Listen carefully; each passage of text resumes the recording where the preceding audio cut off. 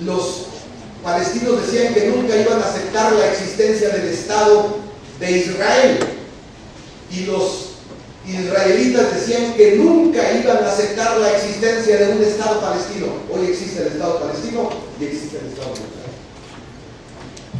Hombre, ¿cómo no podemos ponernos de acuerdo en nuestro país sobre puntos nodales del cambio de régimen y del cambio del modelo económico? Perfectamente posible. Algunos dicen, conservadores a mi juicio, es que la idiosincrasia de los mexicanos es muy particular. Ese no es un análisis severo y ese no es un análisis serio. El asunto de la idiosincrasia no es científico. Nosotros no somos inferiores a otras naciones. Es perfectamente posible ponernos de acuerdo en temas sustantivos. ¿Qué es lo que ha impedido? Efectivamente, la inexistencia de hombres y mujeres de Estado que estén dispuestos, como dice la pregunta, a sacrificar intereses de partido, a dejar de lado intereses particulares para poner por encima intereses del Estado nacional. Debo reconocerlo, ha faltado. Y ahorita yo le decía a Beatriz, y se lo he mencionado antes a César, como es una necesidad, ojalá que nos pudiéramos poner de acuerdo en esas políticas de Estado, no para dentro de 15 años o 20 años, sino ahora, porque ahora es cuando se necesita. ¿Es posible hacerlo? A mi juicio es perfectamente posible hacerlo si existe la voluntad. Y el asunto de la reforma laboral, y el asunto de Pemex, y el asunto del ISSSTE, mucha gente se confunde cuando piensa que los asuntos de la Moncloa fueron solamente asuntos de cambio de régimen político, del régimen del caudillo a un régimen parlamentario democrático. Se equivocan. Los acuerdos de la Moncloa fueron de carácter político, pero también fueron de carácter económico.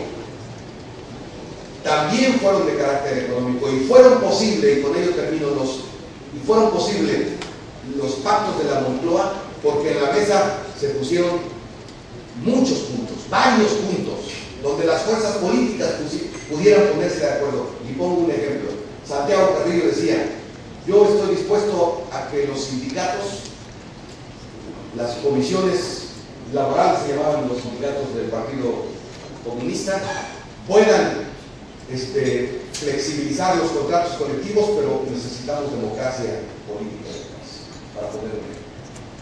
Se necesita poner en la mesa varios temas, varios puntos.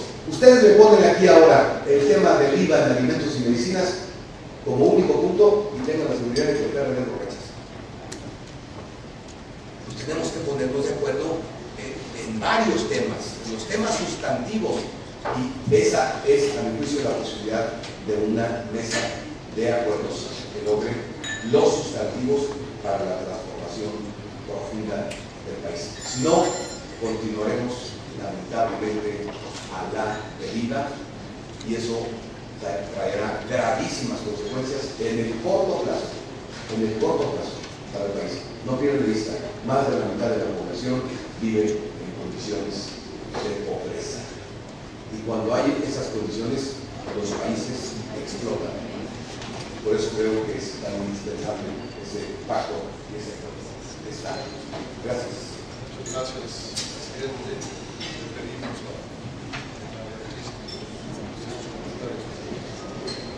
Muchísimas gracias por su atención y por su paciencia. Ojalá haya habido buen provecho.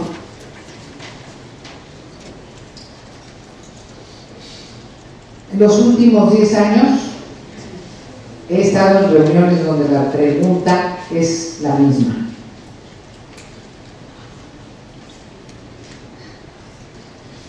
Y lo que creo es que cuando se plantea la misma pregunta y el mismo problema durante repetidas ocasiones, quizá valga la pena buscar otro camino.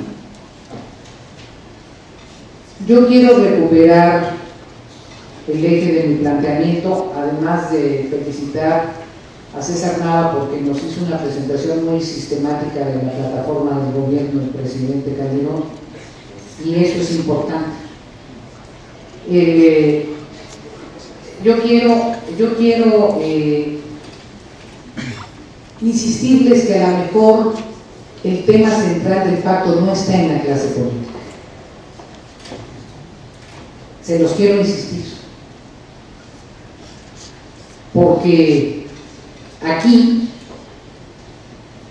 ya se planteó una agenda de corto plazo en donde muy probablemente los legisladores priistas estemos dispuestos a discutir temas puntuales con las otras bancadas en la Cámara y en el Senado y encontrar alternativas. La legislación sobre seguridad y la cobertura de salud, etc. Porque hemos venido encontrando alternativas.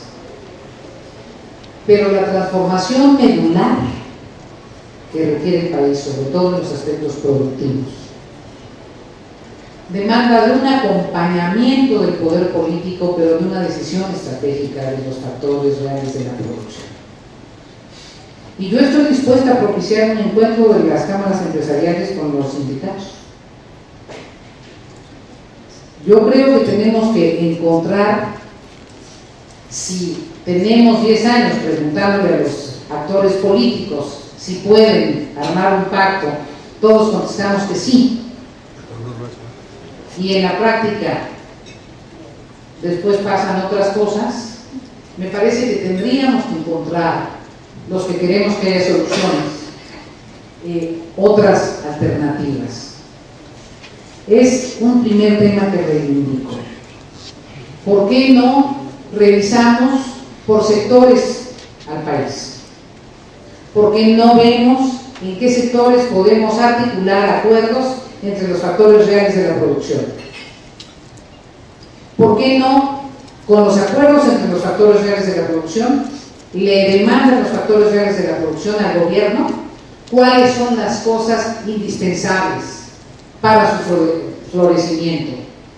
Y nos vamos con una agenda más puntual, porque en la agenda abstracta lo que tenemos son, como aquí se escucharon, diferencias de fondo.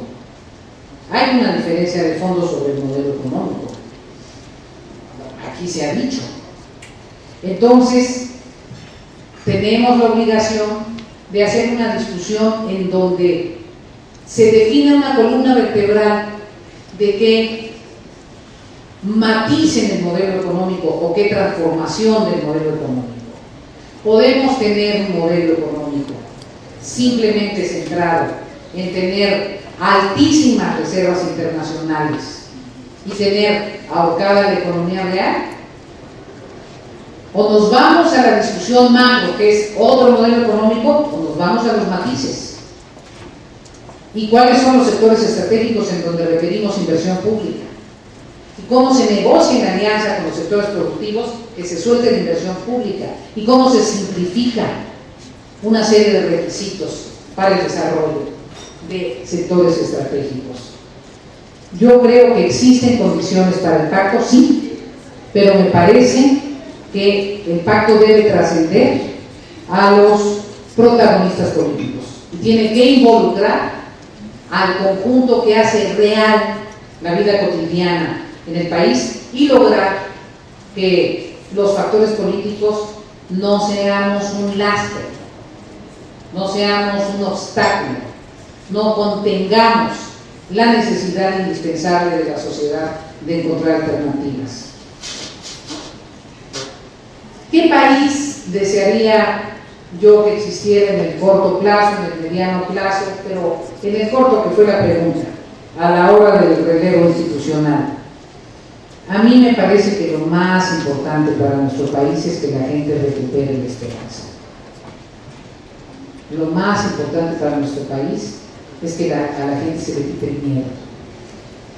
Lo más importante para nuestro país es que la gente no tenga esta enorme desconfianza. Creo que estamos